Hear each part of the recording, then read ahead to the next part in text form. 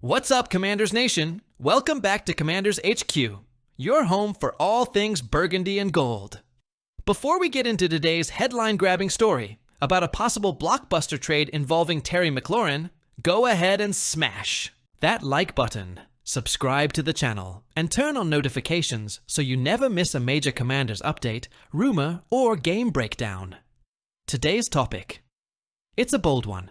Could the Commanders trade their $68 million star wide receiver? Yes, Terry McLaurin, to the Arizona Cardinals?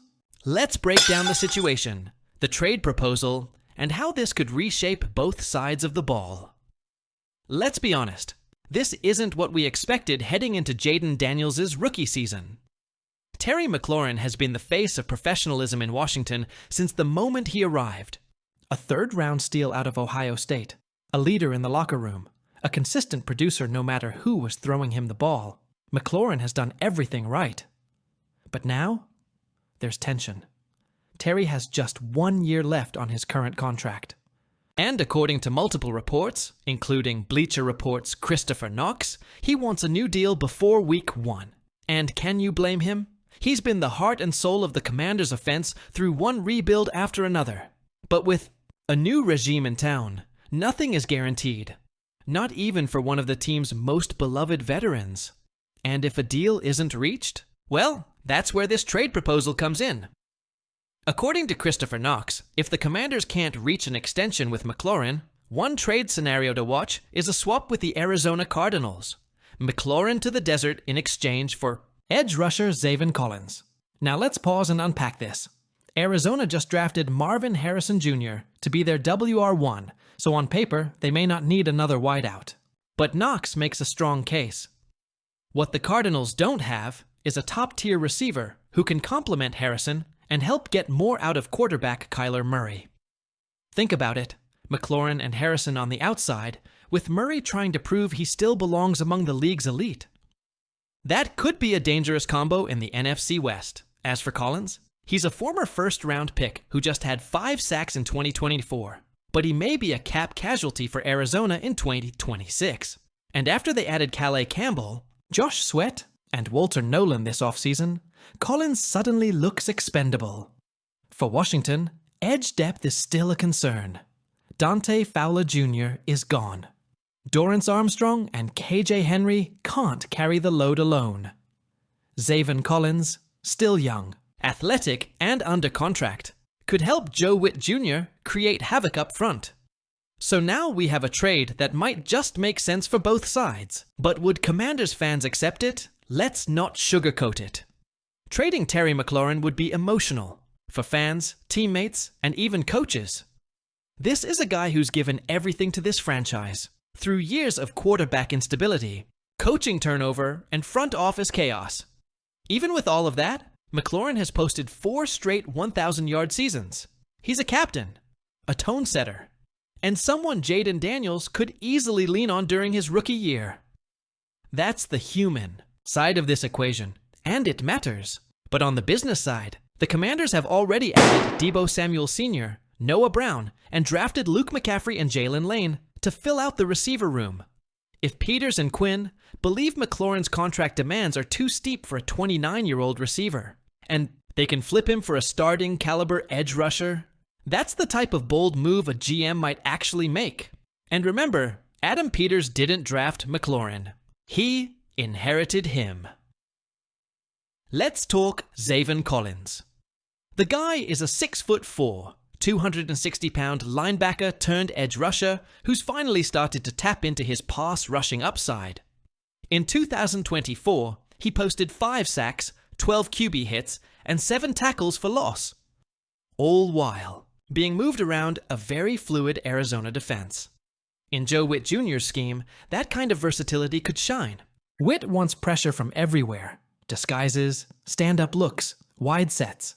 Collins can do all of that, and more. And let's be real. If you're trying to beat teams like the Eagles and 49ers in the playoffs, you need to rush the quarterback. If Collins can take a leap under Witt, this could be a savvy piece of roster building, especially if McLaurin's departure opens up more snaps for younger receivers. And speaking of defense, don't sleep on the rise of Jordan Magee. Commanders. Fans didn't get to see much of the 2024 third-round pick last year, thanks to a mid-season injury. But Joe Witt Jr. is clearly excited about the Temple product, recently saying, "We really had a package in last year for Jordan, and then he got hurt. I'm really hopeful he can stay healthy." Linebackers control the huddle, and he's learning from Bobby Wagner how to do that. McGee had 80 tackles, 14 for loss, and 3.5 sacks in his final college season. He's instinctive, fast, and now learning from one of the greatest linebackers of all time in Bobby Wagner. Add a healthy McGee next to Jamin Davis, and potentially a Zan Collins on the edge? Suddenly, this defense has speed, depth, and flexibility. The exact traits Witt's scheme is built around. And after coming one win short of the Super Bowl in 2024, that defensive edge might be what gets them over the top. Coming into the 2024 season, the Commanders' tight end room was viewed as a liability. Aging veterans, injuries, inconsistency. It just hadn't clicked.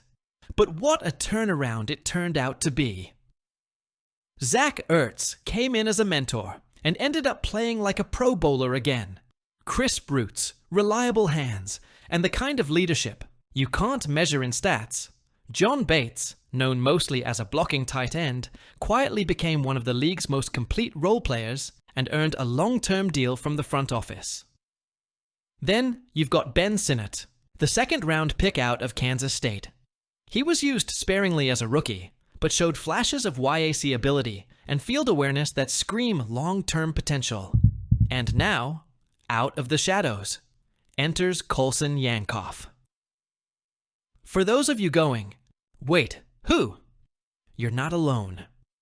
Coulson Yanov was a quarterback turned wide receiver turned tight end who went undrafted out of UCLA in 2023. He didn't exactly blow up the stat sheet in college, and his transition to tight end happened late in his career. But here's the thing. Yanov is 6'4", 240 pounds, athletic, and surprisingly smooth in space. The Commanders picked him up quietly, almost as a camp body last year. But he grinded. He stuck. He made the 53-man roster, an achievement that most fans didn't even notice. And now, during 2025 OTAs, he's making plays again.